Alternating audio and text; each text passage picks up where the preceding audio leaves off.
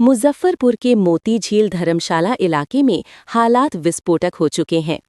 नगर निगम और जिला प्रशासन की लापरवाही के चलते मोती झील पुल के नीचे की पार्किंग अब अवैध दुकानों का स्थायी अड्डा बन चुकी है।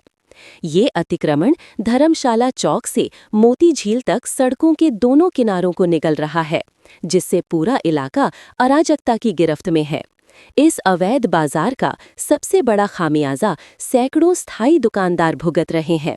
पार्किंग बंद होने से ग्राहक अपनी गाड़ियां खड़ी नहीं कर पा रहे और नतीजतन उन्होंने मोती झील आना ही छोड़ दिया है।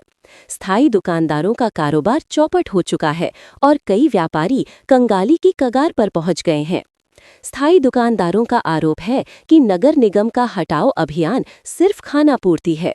सुबह दुकान हटती है, शाम तक फिर खड़ी हो जाती है। धर्मशाला मोती झील व्यवसायी संघ के अध्यक्ष अब्दुल माजिद का तो ये भी आरोप है कि जिस क्षेत्र को निगम ने पार्किंग के लिए अलॉट किया है, ठेकेदार वही जगह अवैध दुकानदारों को देकर मोटी उगाही कर रहे हैं।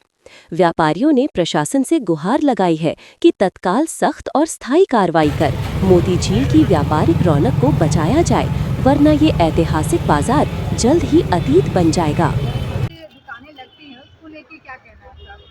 देखिए मैम, पहले मैं आपको अपना परिचय दे दूं। मेरा नाम अब्दुल मजीद हुआ। धर्मशाला मोती झील व्यवसायी संघ का मैं अध्यक्ष हूं। अध्यक्ष होने के हैसियत से मैं इसकी आवाज़ बार बार उठाता हूं। डीएम साहब को भी इसकी सूचना मैंने दिया। जब बैठक हम लोग की होती है शांति समिति की, उसमें भी अपनी बातों को रखा और लगातार नगर आयुक्त महोदय से हम लोग की बात होती रहती है और इसके बारे में हम लोग जानकारी देते रहते हैं। मसला ये है कि आज जो ये ब्रिज के नीचे जो अवैध कब्जा किया हुआ, मैं इसको अवैध कब्जा इसलिए कह रहा हूँ कि अलॉटमेंट ये नगर निगम के द्वारा किया गया पार्किंग स्थल के लिए, लेकिन जिन लोगों ने इसे लिया है वो पार्किंग लगने नहीं देते हैं और दुकान को बसा दिए हैं, क्योंकि इससे आमदनी उनको ज़्यादा है। नतीजा क्या है कि जो दुकानदार हैं वो अपनी गाड़ी भी नहीं लगा पाते हैं और जो कस्टमर इधर आना चाहते हैं उनकी गाड़ी कहाँ लगेगी, ये भी सोचने का विषय है। तो हम लोग तो वैसे भी मर रहे हैं।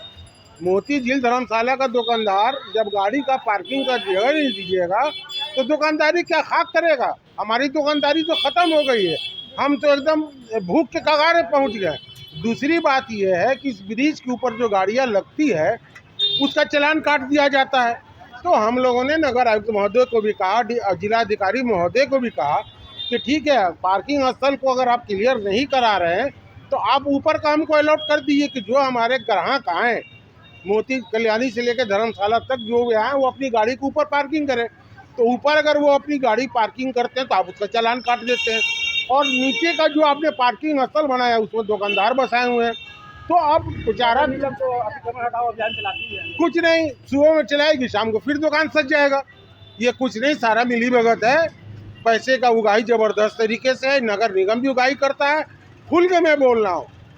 और हम समस्या भी तो हमेशा उत्पन्न होती है। होगी ना, जब आप लगने नहीं दीजिएगा और कोई आएगा नहीं, कोई जाएगा नहीं, तो रोड पे तो गाड़ी लगाएगा। रोड पे गाड़ी लगाएगा तो आप उसका भी चालान काटते हैं। आप लोग इसके लिए आंदोलन क्यों नहीं कर रहे हैं? आंदोलन क्या करें भाई, आप आंदोलन का जो रास्ता होता है उसको हम लोग अख्तियार करते हैं। दुकानदार तो सबसे कमज़ोर है। टैक्स वो देता है, जीएसटी वो देता है, इनकम टैक्स वो देता है, आपका टैक्स नगर निगम का वो भरता है और ये लोग जो लगाते हैं इनका तो कोई खर्च है नहीं। आप कोई कस्टमर हमारा आ जाए और गाड़ी का पार्किंग चला जाए लगाने के लिए तो यहाँ का दुकानदार जो है वो उसको मारता नहीं, सारा गत करता है। तो यहाँ के दुकानदारों के जो हालात है वो बद से बदतर हो गए हैं, भूखमरी का शिकार हो गए हैं और ये कहानी ख़त्म हो गया यहाँ।